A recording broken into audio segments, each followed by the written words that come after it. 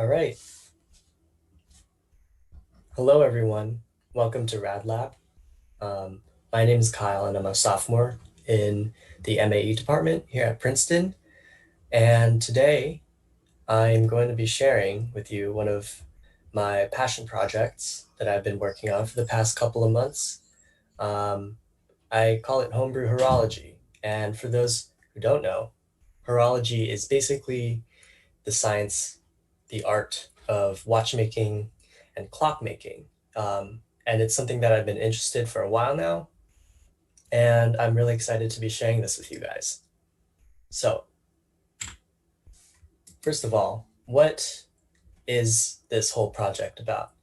Um, well, it started with a couple, I guess over a year ago, I started to get really into mechanical watches and how they worked. um, I developed a bit of an obsession. I started collecting a couple relatively cheap mechanical watches. I bought a bunch from uh, China that were really cheap, and I took them apart and I was like, hey, this is actually really interesting how something that is without a battery can function and keep time without even having to charge it or to wind it or anything. And I said, hey, I really interested in this.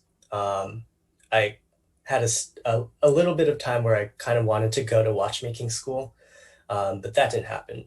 And now I'm at Princeton. But anyway, um, this really interested me. And because I couldn't really commit to watchmaking school, I decided to take take the challenge on myself and design a 3D printable watch movement. So so basically this whole thing started. My first like obsession with watches started back when I was a kid. I mean, I would always wear like a little digital like rubber watch, pretty cheap, but I always had a watch on my wrist. I never really understood like the difference between battery powered quartz watches versus like real mechanical watches until last year, like in January, February or so, when I started to really get into how the different types of watches, um, which caused me to just fall in love with uh, mechanical watches. Um, and then I guess after about a year of this sort of fascination, observing watchmakers from afar, like watching mechanical watch videos on YouTube, after about a year of that, in March of this year, right when quarantine hit, I started this project because I had a lot more time on my hands and I was like, I'm pretty bored, so I'm just gonna try to design a watch. Um, so yeah, this has been going on for a couple months now. Anyway, the overall design goals, I guess I can get into this a little later because there's some precursors I want to go over about the basic movement of a mechanical watch. Um, so this is the part that really started to fascinate me when I was looking, like doing some preliminary research, when I was starting to catch the mechanical watch bug, so to speak. So how do they work? Basically, if you don't know, mechanical watches are watches that don't run on battery. They run on pure mechanical power.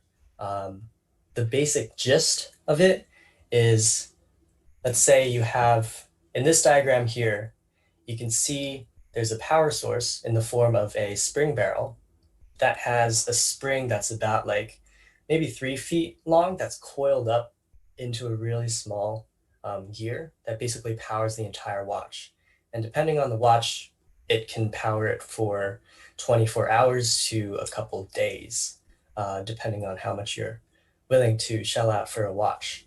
But basically, a watch is just a fancy sort of wind up mechanism in that you convert kinetic and winding energy into potential energy that's stored in the mainspring, in the spring barrel, and that is slowly unwound over the course of a couple days at a regulated rate.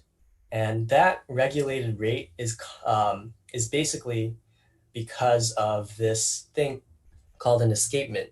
And what an escapement is it just regulates um, I guess the flow or um, the unwinding of this mainspring. Um, Over here, there are a couple of animations of different escapements. The one on the left here is, you can probably tell this is a much lower frequency. And this is actually like an escapement for a pendulum clock. It goes about 1 hertz usually. They're a lot less, I guess, accurate because they're much less, they have a much lower frequency. On the right here, this is a sort of slowed down version of the typical escapement that is found in modern wristwatches of today. And what happens is there are, it this wheel down here with the weird teeth is called the escape wheel. This right here is called the pallet. And basically, there's this locking and interlocking, I guess, sort of start-stop motion that the escape wheel is undergoing. Um, and what's interesting is that, I guess I can show this animation here. So basically what happens is okay, let's get to the good part here. So this is sort of the diagram that I was just showing. Here's the escape wheel. You can imagine it's like being forced in the counterclockwise direction. So it always has a counterclockwise torque being applied to it due to the mainspring. But what's stopping it here is the pallet fork, and it's locked in place. But what happens is there's this thing called the balance wheel. And as you can see here in the schematic, the balance wheel is sort of sprung, and it's sprung by a hairspring. And basically what it allows the balance wheel to do is oscillate between it's just oscillate, like spring back and forth. Similar to how a pendulum works in gravity, this balance wheel is being acted on by this hairspring, which is a very fine, very tiny spring that allows this to sort of go back and forth. So here you can see that the balance wheel, you can't really see it in this picture. This is like a close-up of the actual pivot of the balance wheel. So you can imagine the balance wheel is forcing this. It has a momentum that is forcing this thing called the barrel arbor, I believe. And it is hitting the pallet fork. And then if we kind of zoom back out, you can imagine that when it hits this part up here, this locking face of the pallet fork unlatches as this comes down. And then what happens is this face of the escape wheel and this face of the pallet fork sort of hit each other. And because the escape wheel wants to rotate counter or clockwise, it forces the pallet fork down. So whereas like the balance wheel initiates like these sort of unlock, when it fully unlocks, the escape wheel forces the pallet fork down, and it delivers an impulse to the balance wheel to allow it to sort of follow through.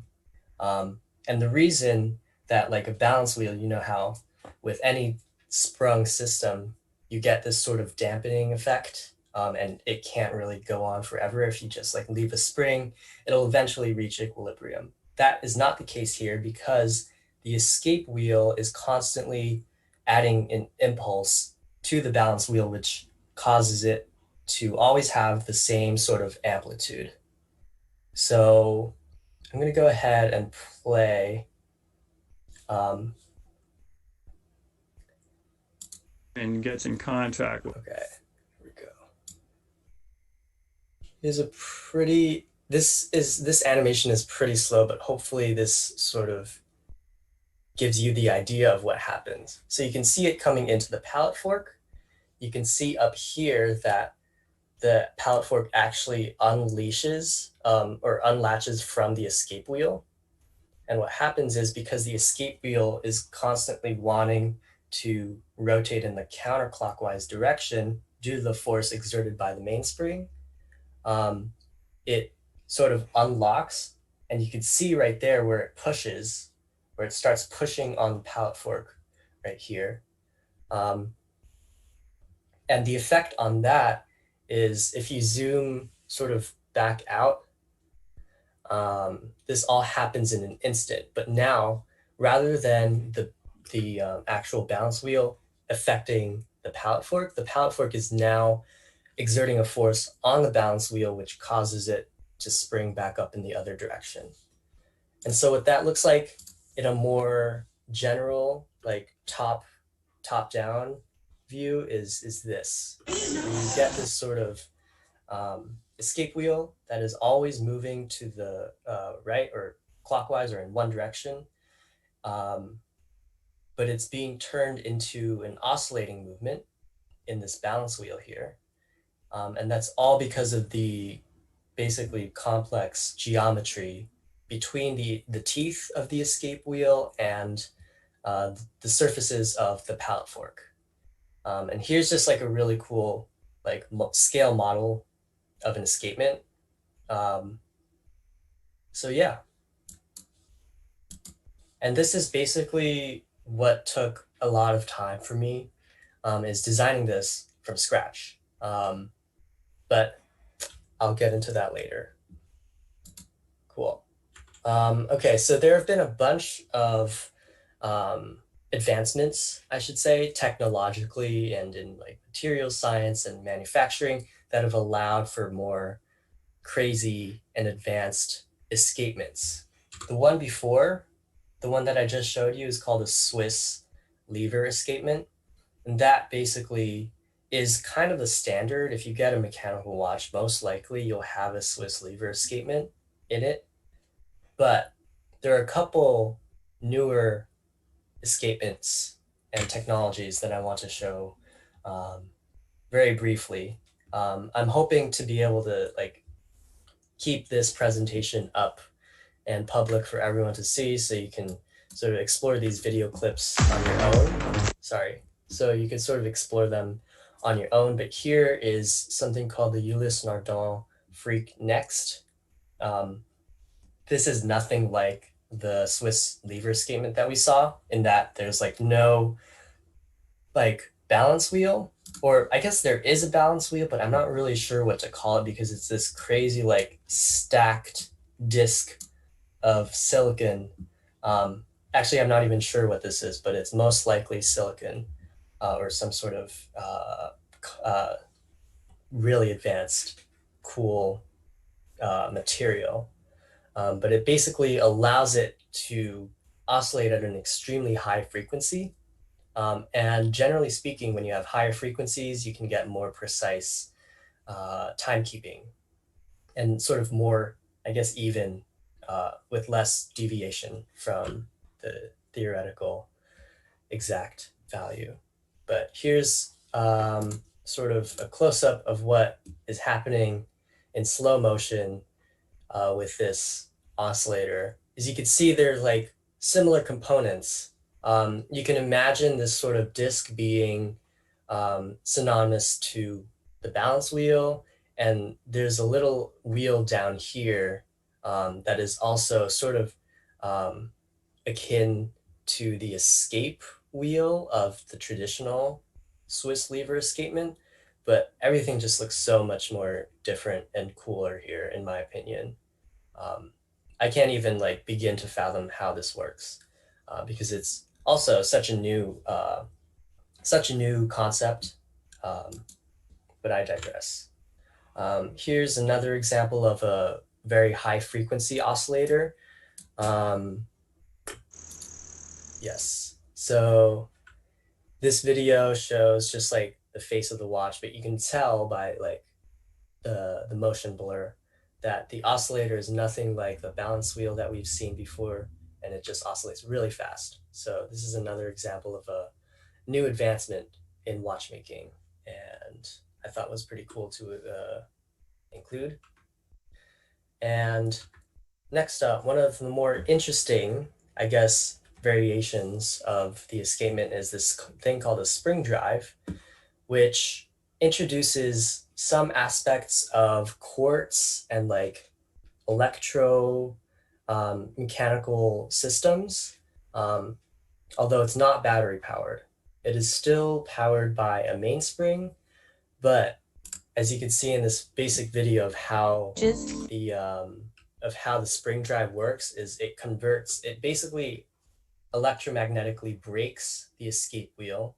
So there's no start stopping. This one just glides completely smoothly at a completely like regulated rate.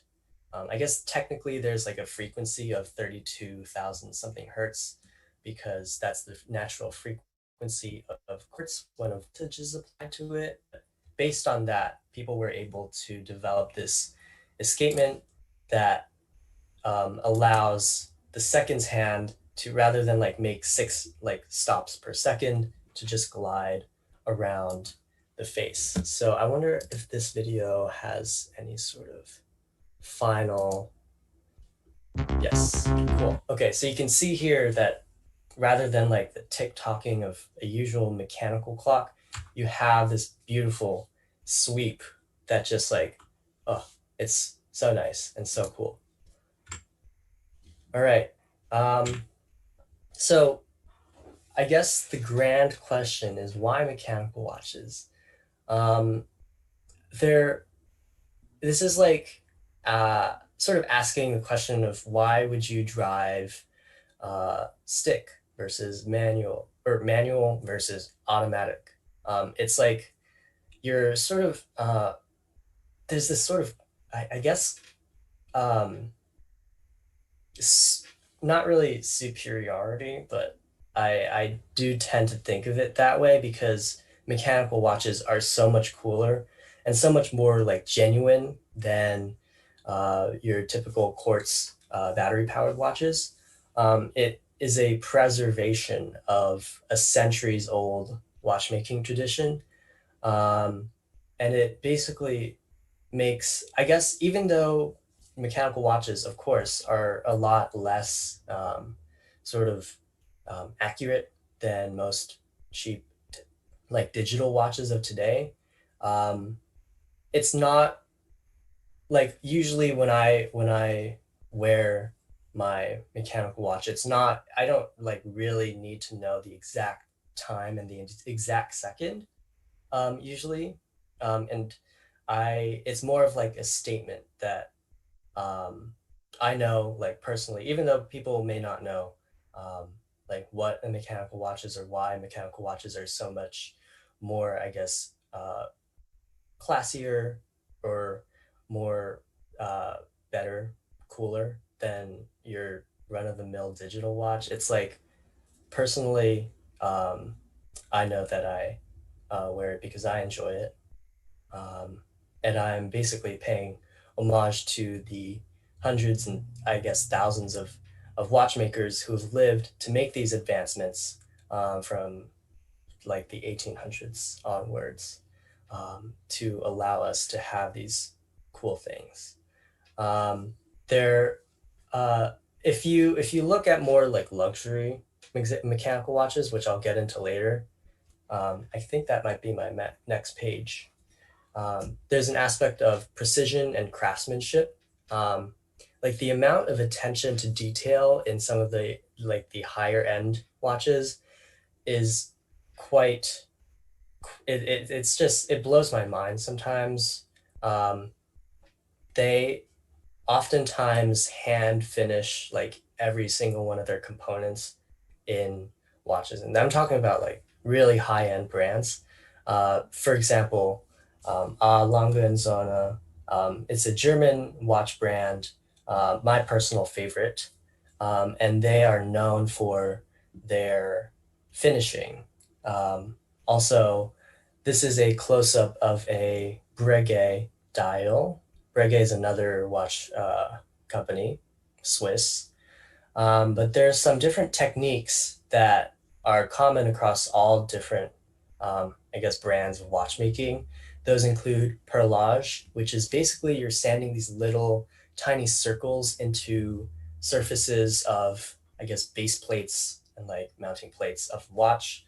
Um, Chamfering, I guess here's sort of an example of where you have chamfering, and you can imagine no machine can produce something like this, especially when you have a corner like this that's going into an object. No machine can get that to a perfect mirror polish and a straight edge. And when you see something like this in a watch, like it's always going to be done by hand by a person who's been working on a single piece for days just to finish it so that it's perfect. Like you could see every single edge of this component is polished to a mirror finish, which is really interesting and really cool. Um, Also, here there's an effect or a finishing called black polish, which involves using some sort of compound to basically get rid of all the machining marks that are left by the primary production process to get it to like a black mirror finish. And there's another thing called guilloche, where if you can see here, there are these raised ridges and bumps here. These are actually done by hand on a special machine called a rose engine. And this is all like sort of done by hand. You hand apply pressure and you turn the rose engine and it makes these beautiful patterns on the dial. And this dial is probably something like silver and platinum. Um, Anyway, here's a short video. I think I'm going to show just one of these just so that you can start to gain an appreciation for how uh, the different, I guess, processes that are involved in putting together a watch. So here, there's something, this is basically like, I guess I'll let the video speak for itself.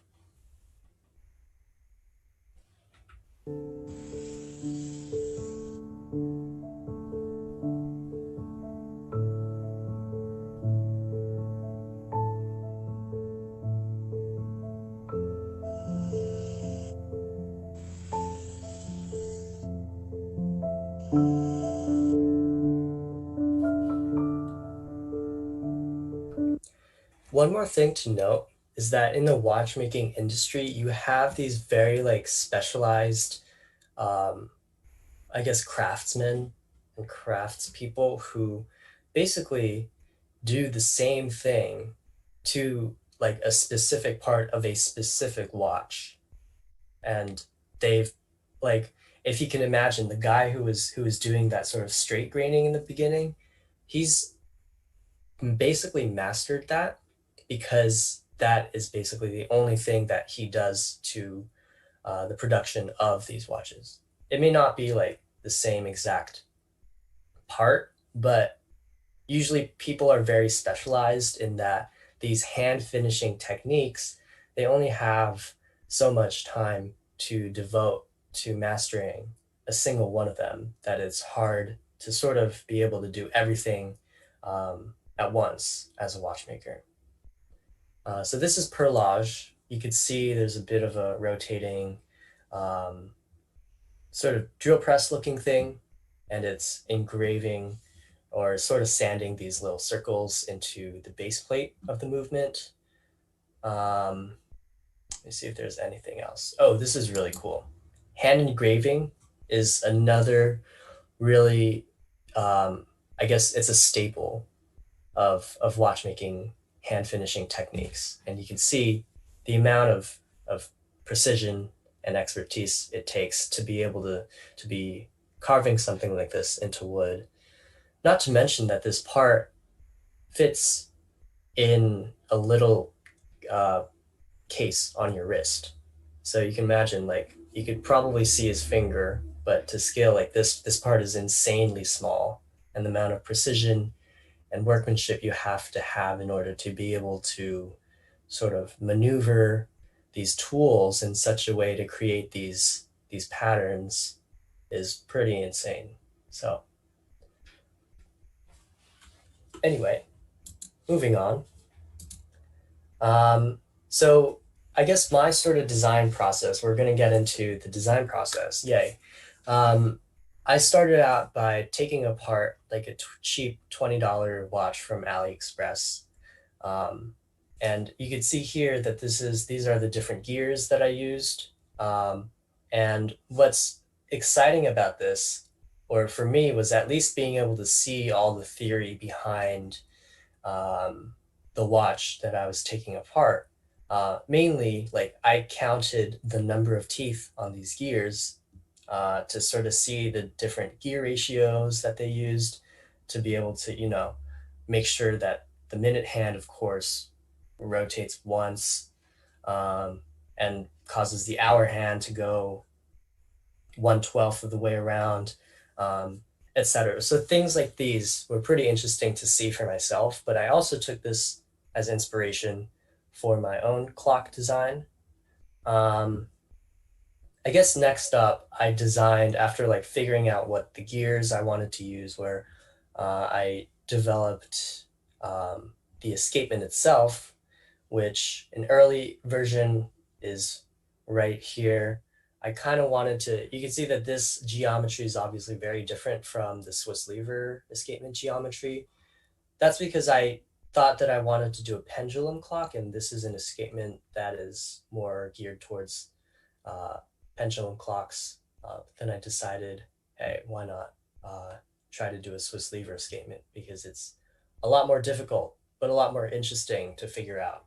Um, there was a lot of guess and check, trial and error involved in the whole design process, and usually changing one thing in the design would mean having to go back and change a million other things that are affected as a result.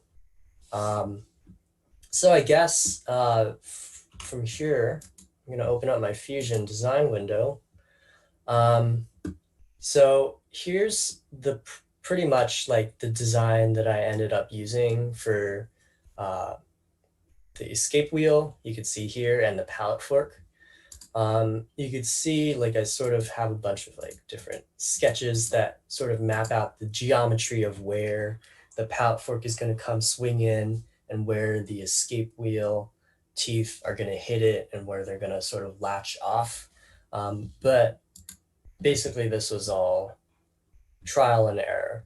Um, Even though an idea may have worked in Fusion, um, it didn't necessarily mean that it was going to work in practice. And like if I were to 3D print this something that like worked, like technically you can see that I'm moving around the different pieces, and obviously like it's working in Fusion, but due to inaccuracies that are sort of brought about by the 3D printer that I used, just like random, uh, I guess, I guess sort of like, when you export a file to an STL and then you make it into a G code for a 3D printer to be read, like it doesn't exactly replicate the geometry. Um, so you can imagine, like, even though I had like an escapement model that was working in Fusion because I was like moving this around and seeing that it worked. Um, it didn't work when I 3D printed it inevitably. So it took at least a couple, maybe about a dozen different iterations of this escapement design before I was comfortable with moving on. And what after this, I sort of moved on to designing the whole balance wheel. As you can see, this is the part in red. As you can see, it sort of interlocks with the pallet fork in here. When I'm moving it around, you can see that it like moves the pallet fork back and forth. Um, and there's even more like the initial escape wheel and pallet fork design was bad enough to like be fin like I guess messing around with the different geometries of the pallet fork itself and the escape wheel. But the mechanism here, like between like the interface between the balance wheel and the pallet fork was even more finicky and even more difficult to get right. And I still haven't even like gotten it to the point where it's like reliable. So the most recent model of the escapement that I have printed out right now, like I've messed with it a bunch and now it doesn't work anymore. So I'm gonna have to end up figuring out a way to make this a lot more reliable. There are a bunch of like mechanisms that are in place to prevent like the pallet fork from accidentally moving back um, over itself and like accidentally unlocking the escape wheel. That's what this little finger is for. Um, so when the balance wheel itself like actually comes back in, this groove allows the finger to sort of like come back in um, and allows the pallet fork to switch to the other side. And now it's basically like locked in because as you can see on the other side, like it's it's blocked by um, this tall cylinder, but then comes back in. So these are the different like things that I had to go over and just like mess with, like change it like maybe a tenth of a millimeter, a half of a millimeter over different revisions to create something that ultimately like worked decently well. Another interesting part of this design was actually the hairspring right here. And you can see it's because I wanted this to be fully 3D printable. Um, there were a bunch of things that I guess limitations uh, on how I was going to design the hairspring. First of all, because it's a 3D printer, you can usually only have like I guess one side of the design that is like laying flat on the print bed. And so like that pretty much um, was the main design constraint I was working for in designing for 3D printing, is that like everything had to have a flat face for it to lie on the 3D printer bed. Like as you can see, this pallet fork, this entire face lies on the same plane. Um, so like these sort of housings for the these housings for the entire escapement have a flat face. But this hairspring, I made it so that the printer would actually spit out a line or two lines of filament. Like so the width of this spring is literally two, I guess, extrusions of filament wide and two layers tall. So this is like a four, I think it's like a zero point 0.4 wide and 0.4 millimeter tall spring. And what that allowed me to do was make something with a pretty good like um, elasticity. Um, Although I might definitely actually will have to change this soon because over time I've realized that the hairspring tends to degrade over time because it's such a fragile part. Um, so I might either end up making it taller so that it doesn't wear down as much, um, or just like do something to it to prevent any inconsistencies. But basically, that's the whole design of the escapement. If I put back the balance wheel, um, let's go and see like, oops, keep thinking I'm in Creo. So I drag when I want to orbit and I orbit when I want to drag or pan. But let's take off this, oops, let's take off this mount here and the hairspring, I guess. Um, so you can imagine there's like a little finger. I guess I'll go on the other side. Yeah, that's much better.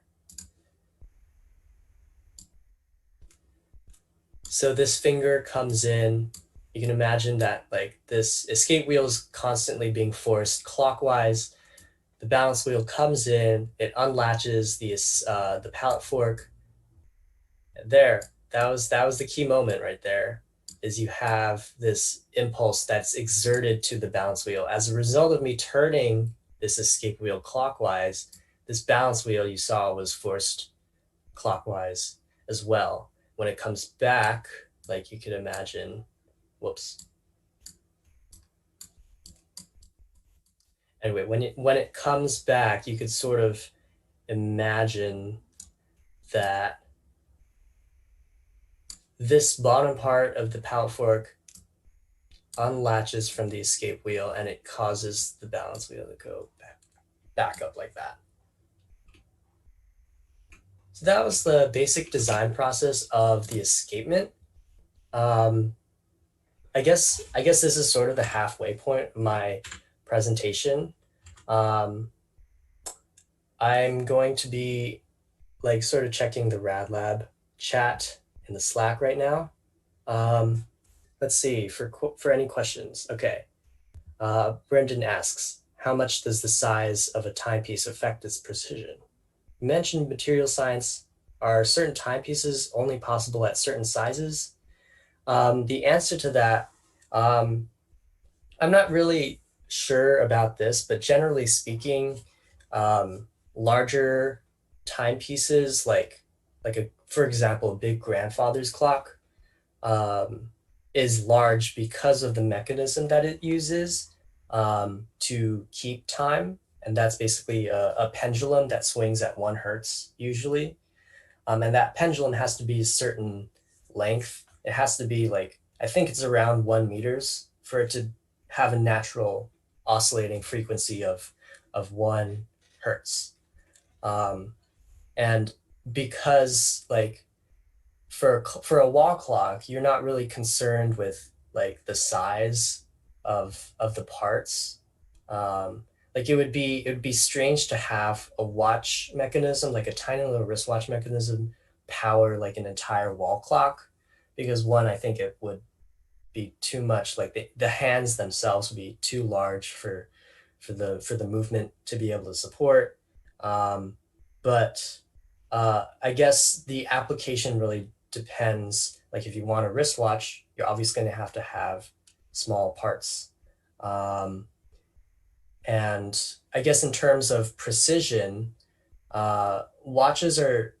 I guess it really depends because technology and like I guess the manufacturing uh, techniques of these different timepieces of mechanical clocks and watches alike, they've advanced so much that you can get pretty precise measurements if you're willing to pay like a certain price. Like for any price range, you'll get a certain, I guess, plus or minus, I guess, tolerance of how much the timekeeping device will drift.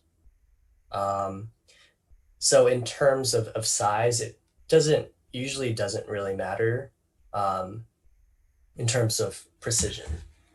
So you can have a grandfather clock that is more precise than a wristwatch, and vice versa. Okay, so I guess it's time to start talking about hardware and technical challenges. So basically, I used these 2 millimeter diameter brass rods as pivots, and I got them because they're cheap and easy to cut. Uh, those were the two main, I guess, like deciding factors in what material I wanted to use. Also, they're pretty cheap. Um, but the challenge is, this is sort of like brass rod. Um, But the challenges that were posed, like even though these brass rods were like pretty consistent in size, the holes themselves in the 3D printed parts definitely were not.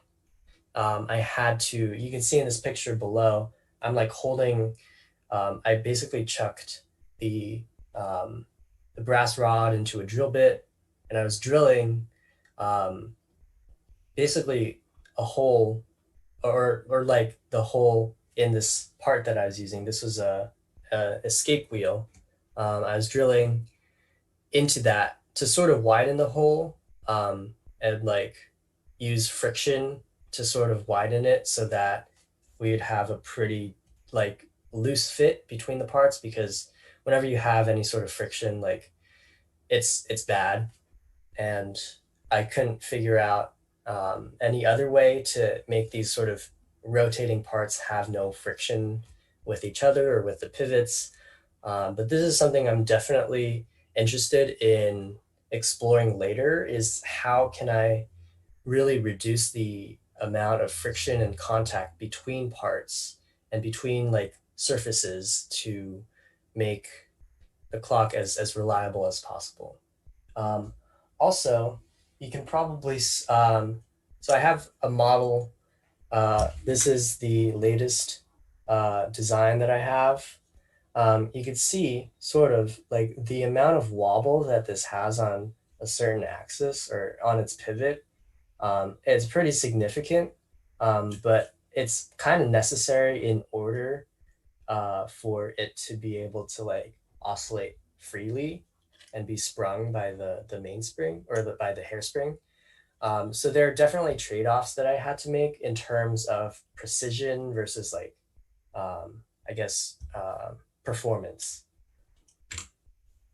Anyway, here are a couple of design intermediate experimentation steps. Here's me testing out the meshability of 3D printed gears on like a little wooden uh, mock-up with some pivots nailed into them.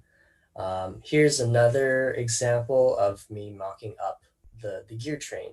Uh, there's another term that I forgot to mention, is the gear train. It's basically where how the power is transferred from the mainspring, which is at the lowest RPM but has the highest torque, all the way to all the way through these two intermediate wheels to the escape wheel, which is at the highest RPM but the lowest torque.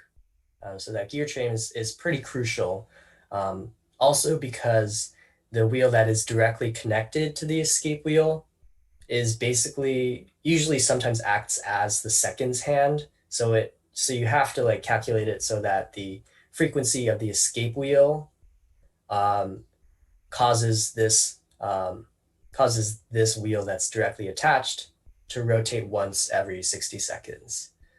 This was something that I wasn't really too I guess too worried about, because I just wanted to make an escapement as a proof of concept.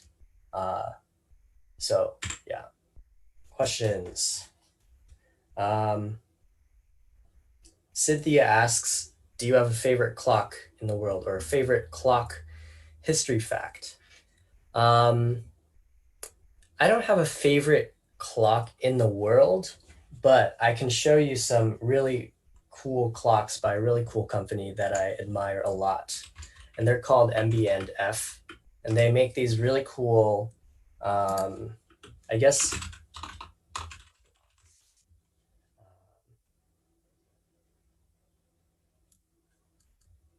they make these really cool like artistic sculptures that are basically timekeeping devices.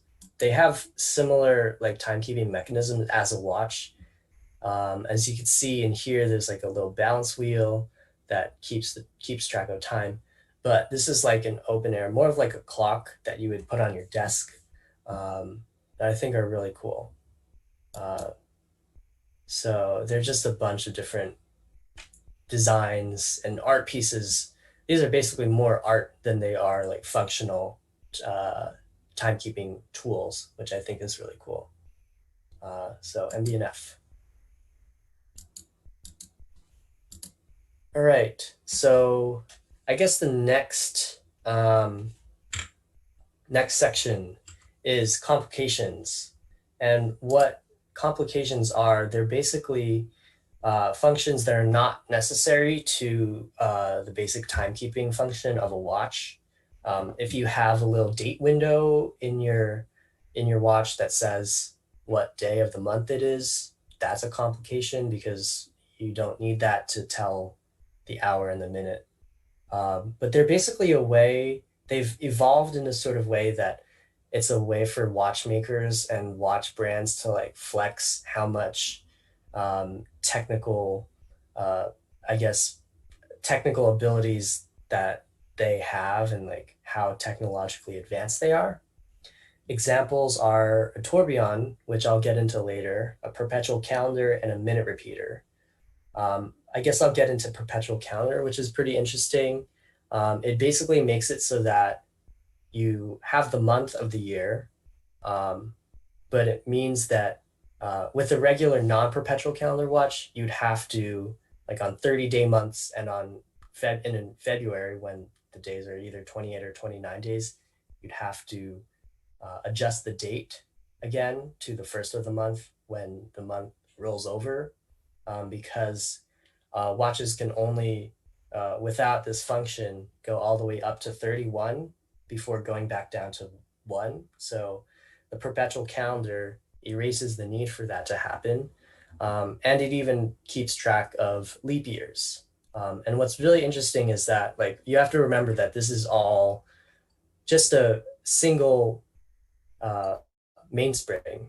This is all like a very slowly unwinding gear that is, I guess, in charge, or that is like making all these complicated mechanical functions happen. Um, but I just found it really interesting the different mechanisms that are used to sort of sample the day or the month, and depending on the month, you can see that like the number of days in each month that the watch itself shows changes. So here's a little bit uh, of that for you. Um, so here there's this some sort of finger that samples the duration of the month, and as you can see, it's changing here depending on the month. And this sort of ring around the watch shows the month that we're in, and so that's why that's how they're able to know like sort of when the day has to sort of reset to one. In addition, there's a leap year counter. So as you can see, every 4 years, like an extra day is added to February, which is actually pretty insane. Um, yeah, and in reality, you would most likely like personally, if I were to get a perpetual calendar, I'd probably forget to wind the watch, and it would probably just wind down, and I'd have to reset it anyway. Um, so it would not be of much use to me.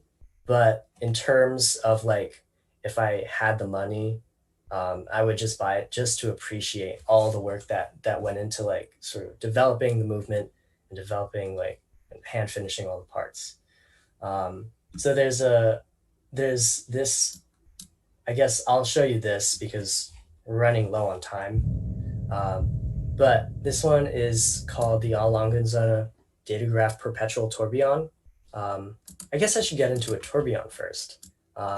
Forgive me if I'm going too long about these, but a tourbillon basically takes the entire escapement mechanism, as you can see, the balance wheel here and the escape wheel here, and it rotates them as a whole.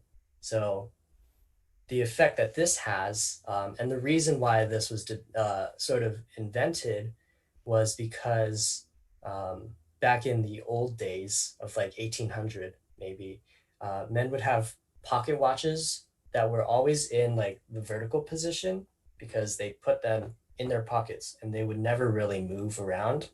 And because the balance wheel is sort of oscillating between the two same sort of amplitudes, um, any imbalances in the balance wheel would be magnified because it was staying stationary. But by sort of developing this thing that rotated the balance wheel about once every minute, um, that would basically take an average of all the different possible positions that the balance wheel would be in and sort of cancel out any imbalances due to gravity, which I thought like this is completely unnecessary to the function of the watch because um, right now we have wristwatches and people like move their wrist around during the day and they move around and the watch is pretty much in random movement like all the time. So we've sort of grown out of it, but as I said, like it's kind of like an homage to the classical tradition of watchmaking that people are still buying watches with tourbillons. Um, so this is the Zona Datograph Perpetual Tourbillon, and I was going to start it like around here. So you could see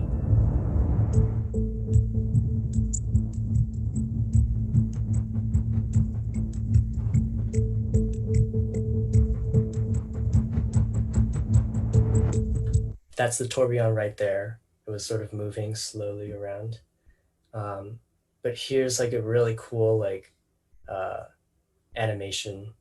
Now we're getting into some real video, some real macro shots of how the different mechanisms of this perpetual calendar, uh, how they work, which I find really cool. And you can see just in this shot, like the amount of hand finishing on these components is insane. Like these screws are blued by hand. They're heat treated so that they turn blue. They're not dyed or anything. Um, all of these chamfers are hand filed and hand polished. Just some pretty insane stuff. Yeah. So you can imagine how I get like really excited about all this different stuff. I'm gonna close all these windows. Anyway, I'm gonna have this PowerPoint hopefully uploaded to the Slack channel. Um, so if any of you want to explore the other complications that I'm listing here, feel free to do so. Um, anyway, that watch that I just showed you is around $300,000. And there's another watch with, it's called a Patek Philippe Grandmaster chime. Um, and it basically is called that because it has something called the minute repeater, which I guess I can show you as well, because this is just so insanely complicated and I can't.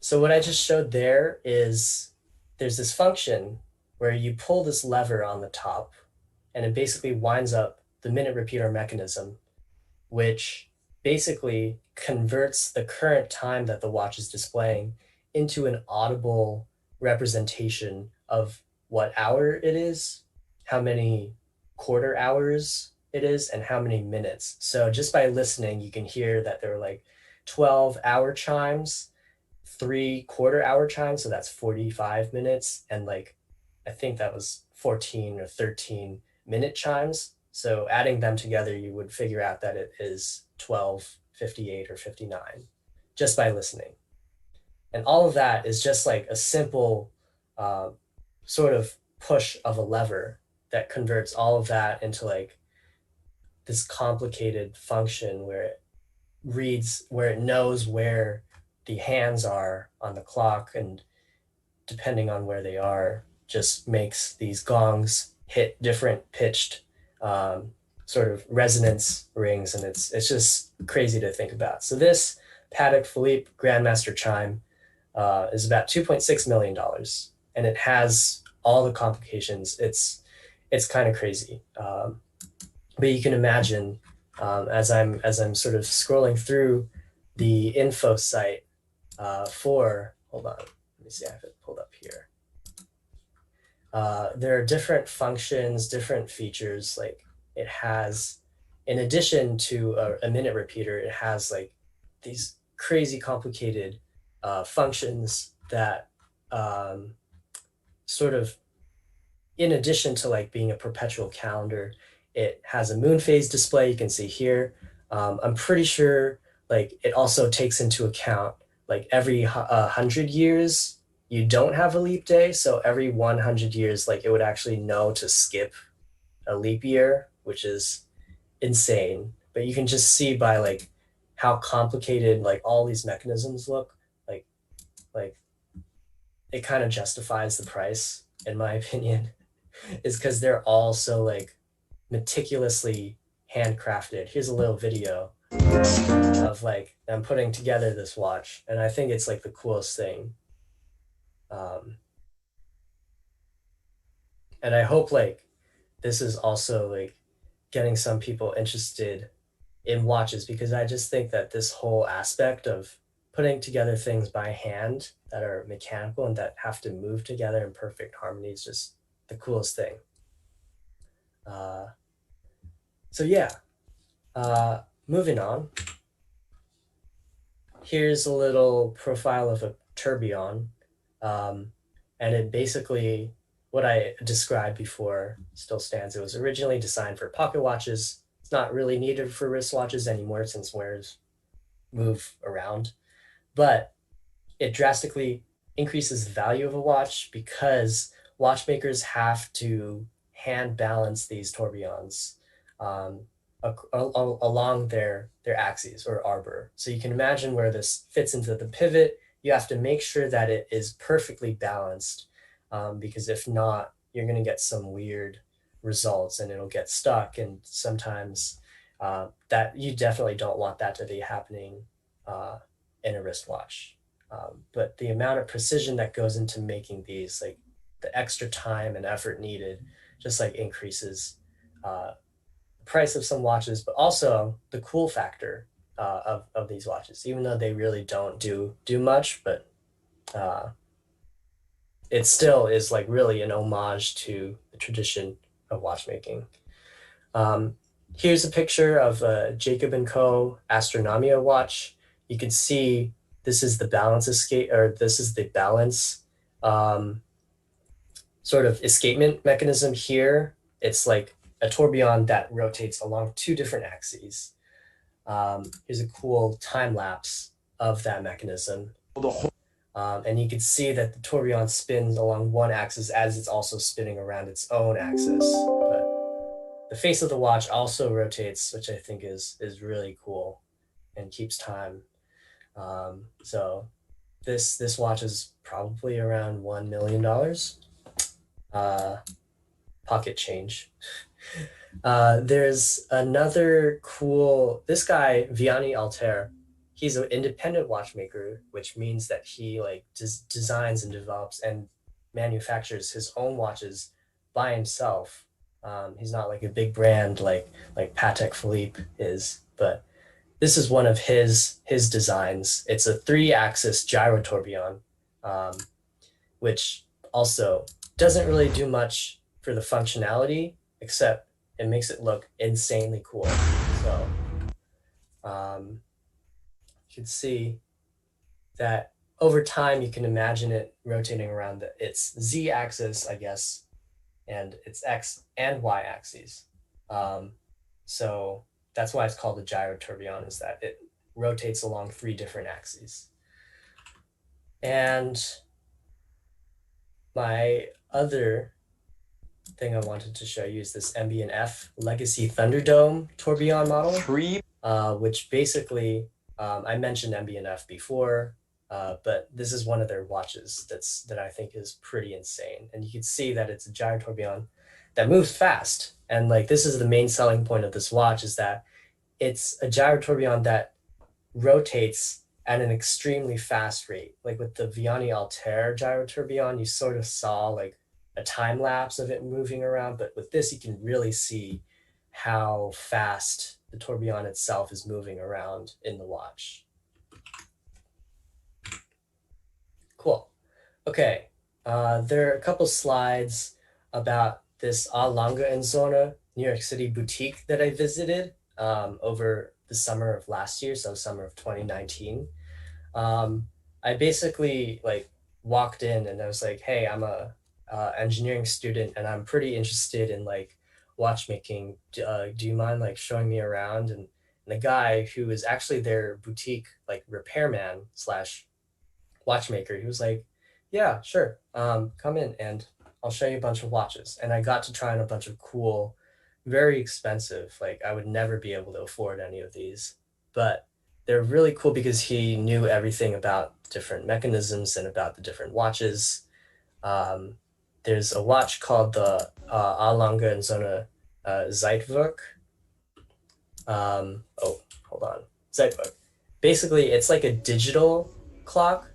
As you can see, like the face says 752. So, but it's still a mechanical watch.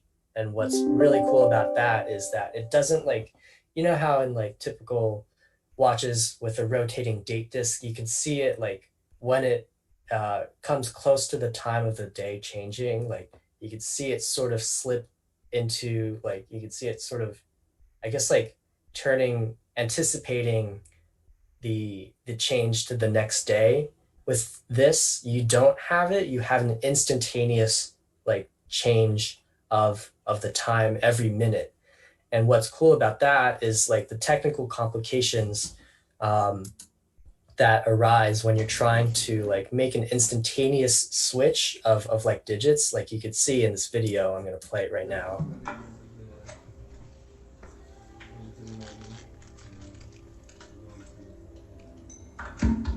You could see it like switched instantaneously, and the amount of like engineering that went into that, you basically have to, over the course of a minute, you have to store up an immense amount of energy to be able to make that instantaneous switch between minutes.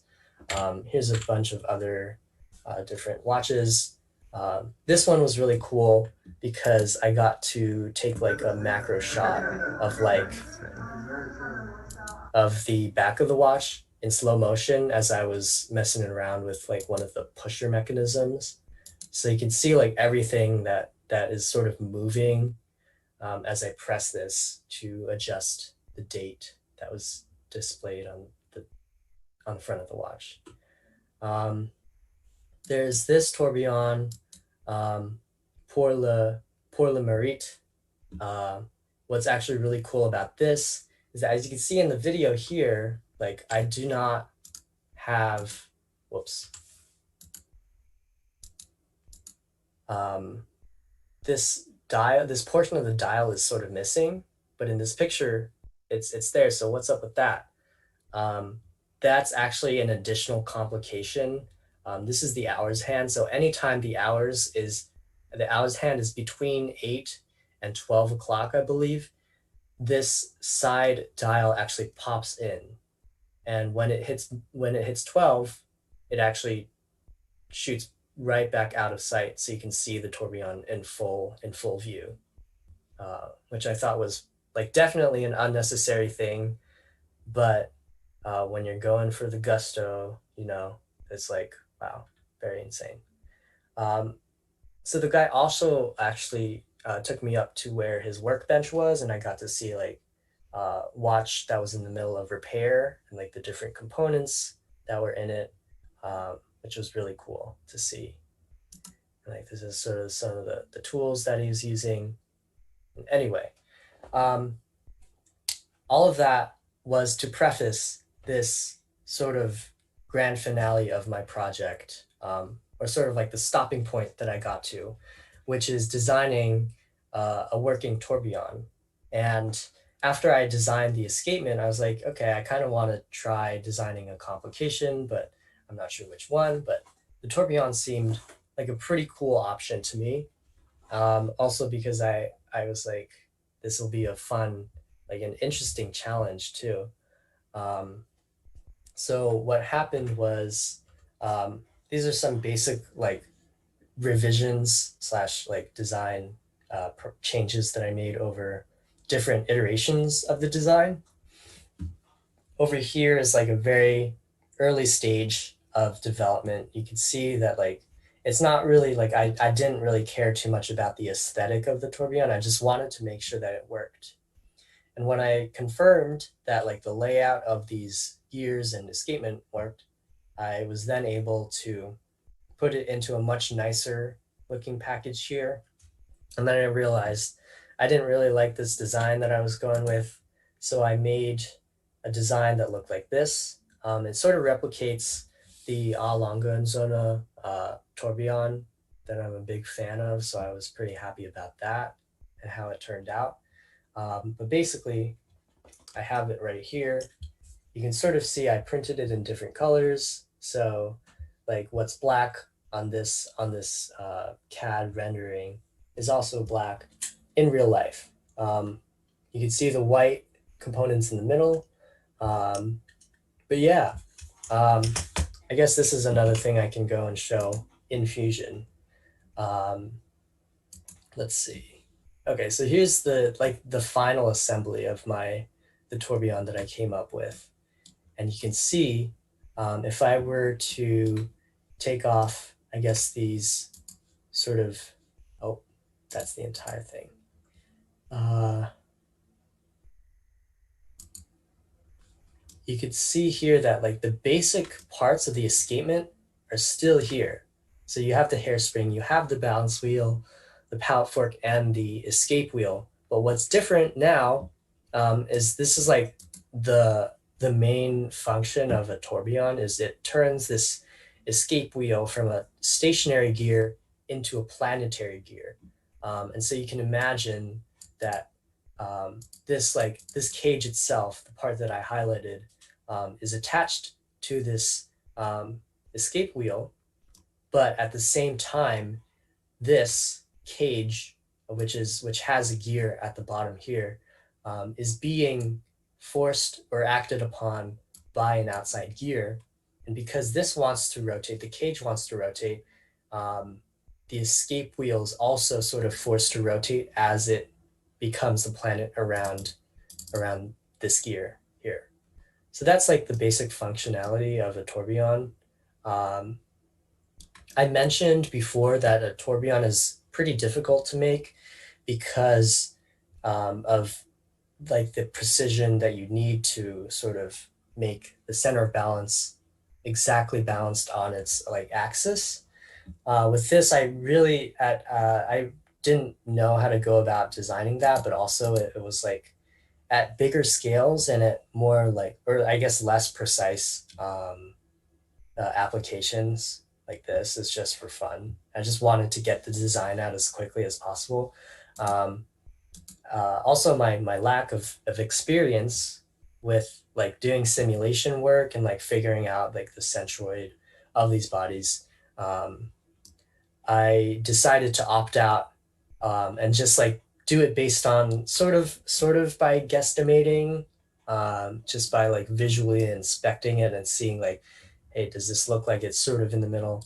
It seems to me that it's sort of like top heavy up here, um, but this is all some things that I think if I have time, if I had infinite time and like um, resources and just like wanted to perfect this, I would definitely make sure to optimize for that. Because as it is right now, the tourbillon is not really that reliable. It sometimes gets stuck. Like as you can see with the model that I have right now, um, it doesn't work because I like after I've printed it for the first time, it worked, but then after a while, like I let it sit for a while, and I think the hairspring sort of degraded, but also like just I don't know, got old and started to work less reliably. So I took some like X-Acto knife um, and just like started shaving away at the different contact surfaces, for example, between like the escape wheel and like the pallet fork. Like I tried shaving a little bit of material off here and a little bit of material off between the balance wheel and the pallet fork itself. But I ended up messing it up so that it actually does not work like at all. But I guess like that's all part of the design process. I was willing to sort of try out different things to see like what would help with the performance versus what would not help. Um, and it was a good way for me to see like what adjustments that I had to make to the design. Like I mentioned, adjusting certain things, like shifting them in and out, like half of a millimeter or something. And they do really make a difference because these mechanisms are just so, they just have to be so precise. But anyway, that is the sort of finale of my Homebrew Horology project. Um, this is sort of the one CAD design that I'm the most proud of, I'd say.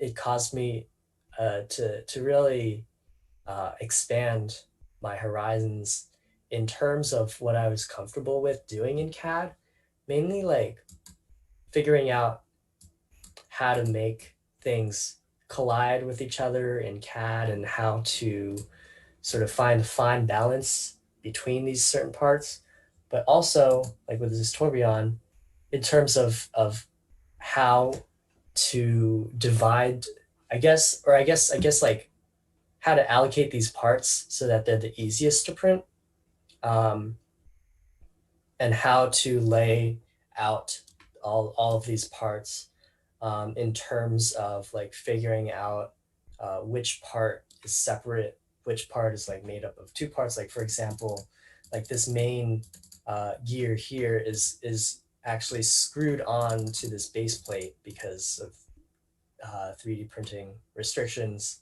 on the design. Um, but also, I think I really expanded like my sort of visual, more like aesthetic portion of my CAD abilities by like figuring out what I wanted to do for this. In addition to like making the overall shape, I had to figure out if I wanted to make like it out of two parts to make it two-toned and like print it out of two different colors and how they sort of fit together for the most like uh, aesthetically pleasing uh, final product, which I think I'm pretty happy with. So here's it without the black. Um, this is actually the functional part of the tourbillon because you can see it attaches and it screws into the bottom face, or the bottom part of the cage. And this is just, I named it aesthetic because all it does is just stack on top of the cage and make it look pretty. So yeah, overall, solid project. I'm definitely going to be updating it in the future, but I'm pretty burned out after like coming to this. Like I was pretty proud of how it ended up. Um, and I guess in terms of like video, I sent Brendan a video that I'd like to show that sort of is an overview of the entire project in under like 4 minutes. So, Brendan, if you could take it away, that would be great.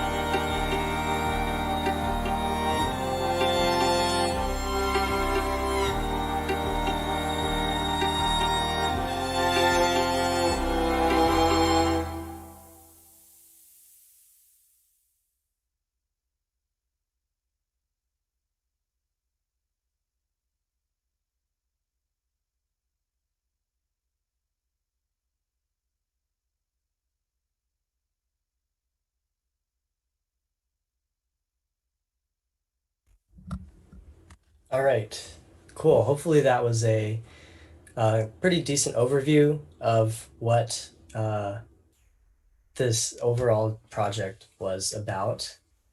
Um,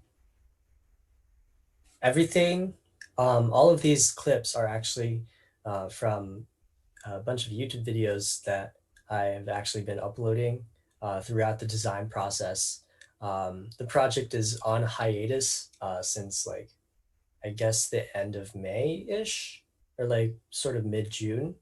But when I have time, I expect to be uploading a bunch of them again. And hopefully, I think I'll try to get this presentation uploaded to the YouTube video description so that you can sort of check out um, the highlights video that I just showed you is actually on my channel.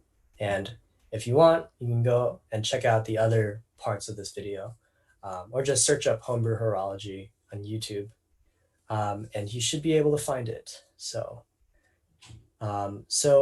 what's next? For me, I think a bunch of optimization work, tweaking and testing always has to be done. That's just part of the design process. Right now, I have no way of handling any sort of power reserve. Power reserve is basically just the mainspring or any sort of way to um, keep power going to the watch. I also obviously don't have a proper dial or clock face or hands or any indication of the hours and minutes. But I intend to add those, or it would be cool to be able to put this tourbillon onto like some sort of wall clock slash sculpture that actually tells the time. Um, I also want to do some more complications, including things like a calendar, like maybe even a perpetual calendar if that's not too difficult, and a moon phase, things like that. So the pretty much like the opportunities and options are endless, and I'm really excited to see where this goes from now and from here. Okay, while the video was rolling, I uh, took a look at the questions. And Cynthia asks, what's realistically on your number one wish list? And I guess realistically is a relative term. So I guess realistically, when I'm mid-career, earning a pretty good salary, I think I'd want to get this. This is from a company called Glashütte Original, and they're also a watch brand from Germany. Uh, but similar to Longa and Zona, they're I guess they're sort of like counterparts in that they have very similar design and finishing decisions on their watches. But with this is called the Panomatic Inverse. They have a line of watches called the Panomatic, but the inverse in this actual name comes from the fact that the movement is sort of flipped. So like you can actually see parts of the mechanism from the front side of the watch rather than having to like take the watch off and look through the case back to admire the finishing on the actual different parts. So this is one that I'd actually be interested in getting eventually. I think, if I'm not mistaken, this is around like $25,000, which is like actually honestly, I mean, I want to like save up for this because I think it's just so cool how you can see like all the different hand finishing aspects to it. Like they have hand engraved uh, parts that are unique to each watch that I think are really cool. And overall, it's just like because I appreciate the mechanism and like everything that goes into design so much, I'm like really looking to buy one of these. So yeah. Another question um, comes from Brendan, who asks, "What do you think of this?" And it's a link to this clock, this really cool clock that or sort of like timekeeping mechanism. Um, I was able to like not really look into it too much, but it looks like it's some sort of like uh, I think more of like an art installation or like some sort of mechanical sculpture rather than like a timekeeping tool, which I think is really cool. It says it. So where did I read that? It's designed to tick for 10,000 years, and the chimes do not repeat themselves for 10,000 years, which I think is really cool. I haven't really gotten to look into the mechanisms and stuff, but it actually looks really interesting. Thanks for sharing this. I'm excited to look more into this because, yeah, I love all things mechanical. That's why I'm in MAE. So, um, so yeah, cool. Also, if I forgot to add this to the what's next, but I've actually been looking into machining and like seeing how I can actually produce these parts out of metal, which should be really interesting. And it would be really cool to actually have a metal sort of replica model of this tourbillon that I designed.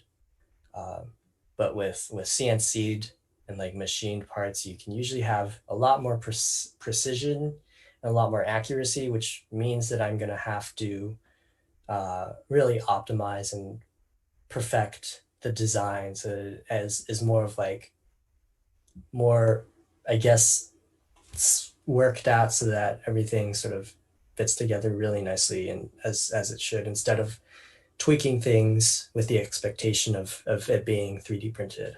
But yeah, it'd be really cool to make this out of metal. So, any other questions? If there are no questions, um, I hope everyone enjoyed my rad lab, and if anything, I hope that you all now have gained this sort of appreciation of mechanical watches and why I think that they're so cool. Um, you don't have to agree with me, but um, honestly, I'm just really happy that I was able to show one of my passion projects here. So thank you for watching, and